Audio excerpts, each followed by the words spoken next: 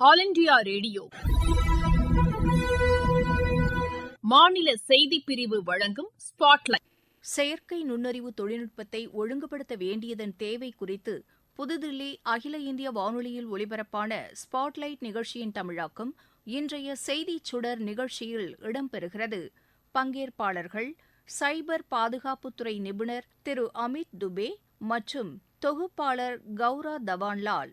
Artificial intelligence எனப்படும் செயற்கை நுண்ணறிவின் வேகமான முன்னேற்றம், செயற்கை நுண்ணறிவுக்கான ஒழுங்குமுறை கட்டமைப்பின் தேவை மற்றும் இந்தியாவில் அதனை கையாளும் போது கவனத்தில் கொள்ள வேண்டியவை குறித்து இன்றைய விவாதத்தை தொகுப்பாளர் கௌரா தவான்லால் தொடங்கினார். செயற்கை நுண்ணறிவு தொழில்நுட்பம் தொடர்பாக இதுவரை இந்தியாவில் முறையான நிலைப்பாடு ஏதும் இல்லாததால் அந்த தொழில்நுட்பத்தை கட்டுப்படுத்த அல்லது ஒழுங்குபடுத்த வேண்டியது அவசியம் அல்லவா என்று தொகுப்பாளர் கேட்டதற்கு சைபர் பாதுகாப்பு நிபுணர் திரு அமித் துபே விரிவாக பதிலளித்தார்.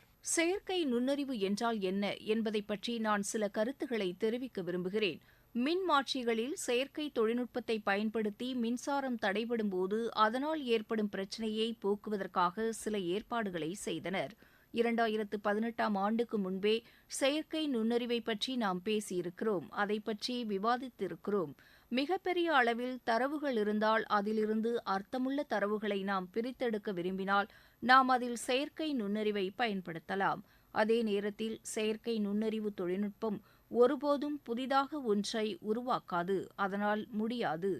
மனிதர்களைப் போன்று அது ஒருபோதும் செயல்பட முடியாது. மனிதர்கள் கதை, கவிதைகள் எழுதுவதைப் போன்றோ அல்லது புகைப்படம் எடுப்பது அல்லது இசையமைக்கவோ அதனால் முடியாது என்று கருதப்பட்டது. ஆனால் இப்போது செயற்கை நுண்ணறிவு தொழில்நுட்பம் இவற்றையெல்லாம் படைக்கும் திறனை கொண்டுள்ளது. எனவேதான் இந்த தொழில்நுட்பத்தை கட்டுப்படுத்த விதிமுறைகள் அவசியம் என்ற நிலை உருவாகியுள்ளது. இப்போது செயற்கை நுண்ணறிவு அறிவுசார் சொத்துரிமைக்கு சவால் விடுகிறது. அடையாள திருட்டு, ஆள்மாறாட்டம், அசல் போன்ற போலிகள் முதலிய சவால்களை செயற்கை நுண்ணறிவு ஏற்படுத்தியுள்ளதால் சில துறைகளில் நாள்தோறும் பல்வேறு பிரச்சினைகளை எதிர்நோக்க வேண்டியுள்ளது. இது எதிர்காலத்தில் மேலும் அதிகரிக்கக்கூடும். இறுதியில் இந்த பூமியில் உள்ள ஒட்டுமொத்த மனிதகுலத்தின் கூட்டு நுண்ணறிவு ஒரு செயற்கை நுண்ணறிவு ஆற்றலுக்கு குறைவாகவே இருக்கும். இதை நாம் ஏகபோகம் என்று அழைக்கிறோம். கூட்டு மனித அறிவை விட ஒரு தனி இயந்திரம் அசாத்திய திறன் கொண்ட நிலை உருவாகிறது. எனவே நாம் ஒட்டுமொத்த மனிதகுலத்தின் ஒரே நுண்ணறிவை நோக்கி செல்கிறோம். அதனால்தான் இந்த புதிய தொழில்நுட்பத்தை முறைப்படுத்த வேண்டும் என்று நாம் வலியுறுத்தி வருகிறோம். சாட் ஜிபிடி தொடங்குவதற்கு முன்பே போலியாக தொழில்நுட்பத்தை உருவாக்கும் நடைமுறை தொடங்கிவிட்டது. அந்த தொழில்நுட்பத்தின் மூலம் குற்றச் செயல்களும் அரங்கேறத் தொடங்கின. அதற்காகவே மோசமான ஜிபிடி தொழில்நுட்பங்களும் வடிவமைக்கப்பட்டன. ஓம் ஜிபிடி மூலமாக வைரஸ் உள்ளிட்ட தகவல் தொழில்நுட்பத்திற்கு தீங்கிழைக்கக்கூடிய வடிவமைப்புகள் உருவாக்கப்பட்டன என்றும் திரு அமித் துபே கூறினார். இந்த ஆண்டு ஜூலை மாதத்திற்குள் செயற்கை நுண்ணறிவு தொழில்நுட்பத்தை ஒழுங்குபடுத்த சில நெறிமுறைகளை இறுதிப்படுத்தியிருப்போம் என்று மத்திய தகவல் தொழில்நுட்பத்துறை இணை அமைச்சர் திரு ராஜீவ் சந்திரசேகர் அண்மையில் தெரிவித்தார். அதுகுறித்து விரிவாக விளக்க முடியுமா என்று தொகுப்பாளர் கௌரா தவான்லால் கேட்டதற்கு பதிலளித்த சைபர் பாதுகாப்பு நிபுணர் திரு அமித் துபே, செயற்கை நுண்ணறிவு சாதனங்கள் அனைத்தும் ஒரு சார்பு நிலையை கொண்டுள்ளன என்றார். அவற்றுக்கென்று ஒரு வரையறையும் விதிமுறைகளும் கட்டுப்பாடுகளும் உருவாக்கப்படவில்லை. இதன் காரணமாக அவை எந்தவொரு நபராலும் மோசமான வகைகளில் பயன்படுத்திக் கொள்ள முடியும். இந்த வகையான மோசடிகள் செயற்கை நுண்ணறிவில் சாத்தியமே. எனவே நீங்கள் சாட் ஜிபிடியின் உதாரணத்தை எடுத்துக்கொண்டால் சில இந்திய சமூக சூழலை குறிக்கும் கேள்விகளை கேட்கும்போது சாட் ஜிபிடி பதில்கள் நிறைய சார்புகளை கொண்டுள்ளன. நாங்கள் சாட் ஜிபிடியில் சில நகைச்சுவைகள், நம்பிக்கைகள் குறித்து கேட்கும்போது பிரச்சினைகள் அடங்கிய தரவுகள் கிடைத்தன. ஆனால் வேறு பகுதி நம்பிக்கைகள் பற்றியும் நகைச்சுவையாக சொல்லுமாறு சாட் ஜிபிடியிடம் கேட்டபோது அதுபோன்ற பதில்கள் வரவில்லை. அது ஒரு சார்பு தன்மையை கொண்டிருந்தது. இதேபோல் பெண்கள் மற்றும் குழந்தைகள் தொடர்பான பிரச்சினைகளுக்கு இதுபோன்ற பல ஒருதலைபட்சமான முடிவுகள் சாட் ஜிபிடியால் வழங்கப்பட்டன. இதுபோன்ற பல குறிப்புகள் உள்ளன. செயற்கை நுண்ணறிவு மாதிரியால் அது உருவாக்கப்பட்டது மற்றும் ஒரு சார்புத்தன்மை கொண்டதாக அது இருந்தது. IBM நிறுவனம் தங்கள் நிறுவனத்திற்கு மென்பொறியாளர்களை நியமிக்க செயற்கை நுண்ணறிவை பயன்படுத்துகிறது. எனவே அனைத்து மனிதவள சுற்று நேர்காணல்களும் உண்மையில் செயற்கை நுண்ணறிவு மூலம் நடக்கின்றன. மேலும் இந்த செயற்கை நுண்ணறிவு ஒருதலைபட்சமாக இருந்தால் அவற்றின் தேர்வு நடைமுறைகளும் பாதகமான விளைவுகளை ஏற்படுத்தக்கூடியதாக இருக்கலாம்.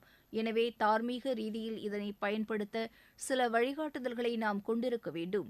மேலும் பாலின அடிப்படையிலான உள்ளீடுகள் அல்லது மொழி அடிப்படையிலான உள்ளீடுகள் அல்லது முக பாவனைகள் அல்லது இனவெறியை ஏற்படுத்தக்கூடிய கருத்துகள் அல்லது விளையாட்டுத்தனமாக ஏதாவது ஒன்றை இந்த தொழில்நுட்பத்தின் மூலம் வெளியிடாமல் இருப்பதை எவ்வாறு உறுதிப்படுத்தப் போகிறோம் என்பது மிகவும் அவசியமாகும் என்று திரு அமித் துபே தெரிவித்தார். செயற்கை நுண்ணறிவு தொழில்நுட்பத்தை சக்தி வாய்ந்த ஒரு கருவியாக நீங்கள் பயன்படுத்த விரும்பினால் அவற்றை எவ்வாறு ஒழுங்குபடுத்த வேண்டும் என்பதற்கு உடனடி பதில் ஏதுமில்லை. நல்ல நோக்கங்களுக்காக அந்த தொழில்நுட்பத்தை நீங்கள் பயன்படுத்தினால் அதனால் கிடைக்கும் பதில்களும் நன்றாகவே இருக்கும். ஆனால் தற்போது என்ன நடந்து கொண்டிருக்கிறது என்பது உங்களுக்கு தெரியாது. ஏற்றுக்கொள்ள முடியாதது அதிகமான மற்றும் மிதமான அல்லது குறைந்த பாதிப்புகளை ஏற்படுத்தக்கூடிய விஷயங்களை வகைப்படுத்தி அதற்காக சில கட்டுப்பாடுகளை கொண்டுவர திட்டமிட்டுள்ளதாக சர்வதேச ஒழுங்காற்றுக் குழுவினர் தெரிவிக்கின்றனர். அதே நேரத்தில் இந்த தொழில்நுட்பத்தில் முடிவுகள் வெளிவந்த பிறகு எத்தகைய சவால்கள் ஏற்படும், இந்த தொழில்நுட்பத்தை கட்டுப்படுத்த முடியுமா, அப்படியே முறைப்படுத்தினாலும் அதனால் ஏற்படும் விளைவுகள் உங்களுக்கு தெரியாது அல்லவா என்று தொகுப்பாளர் கௌரா தவான்லால் கேள்வி எழுப்பினார். இதற்கு பதிலளித்த சைபர் பாதுகாப்பு நிபுணர் அமித் துபே, தரவுகள் அடிப்படையிலான சாதனமாகவே நாம் இருக்கிறோம். பிறந்தது முதல் பல்வேறு தகவல்கள் நமக்கு அளிக்கப்பட்டுக் கொண்டே இருக்கின்றன. நமது பெற்றோர், ஆசிரியர்கள், புத்தகங்கள், செய்தித்தாள்கள், தொலைக்காட்சி, சமூக ஊடகங்கள் மூலம் நாம் நாள்தோறும் பல்வேறு தரவுகளை பெற்றுக் கொண்டிருக்கிறோம். நாம் அந்த தரவுகளின் ஒரு நகர்வு பொருளாக மாறுகிறோம். தரவுகளே மாற்றி அமைக்கப்படுகின்றன. ஒரு சார்பு நோக்கத்திலான தரவுகள், தவறான தகவல்கள் ஆகியவை முடிவெடுக்கும் நமது திறனை நிச்சயம் பாதிக்கும். இதனால் கிடைக்கும் முடிவுகளும் பாதகமாகவே இருக்கும்.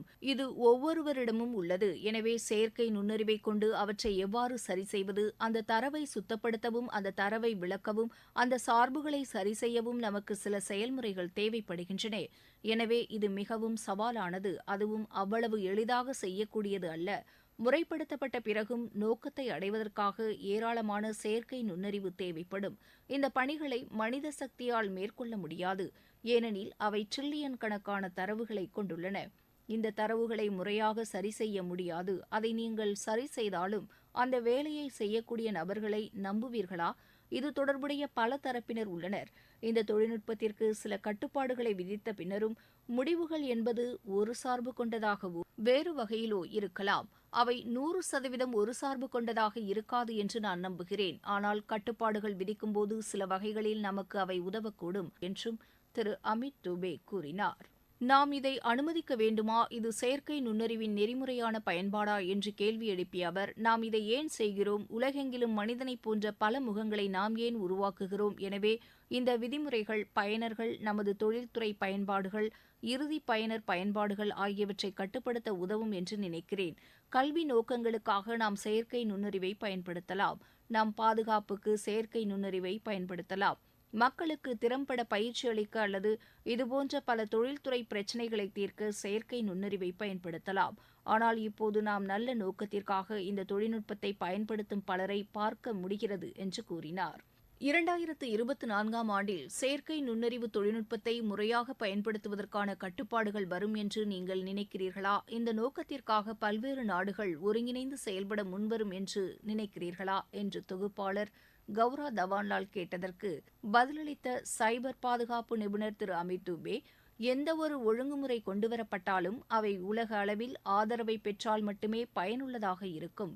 நீங்கள் உங்கள் சொந்த மக்களை ஒழுங்குபடுத்துகிறீர்கள். அதே நேரத்தில் இந்தியாவுக்கு வெளியில் உள்ளவர்கள் உங்களது கட்டுப்பாட்டில் இல்லை என்ற நிலையில் அவர்கள் பல்வேறு பயன்பாடுகளை உருவாக்கி அதை இந்திய மக்களுக்கு வழங்கும்போது அவற்றை நுகரும் மக்களாக இந்தியர்கள் இருப்பார்கள்.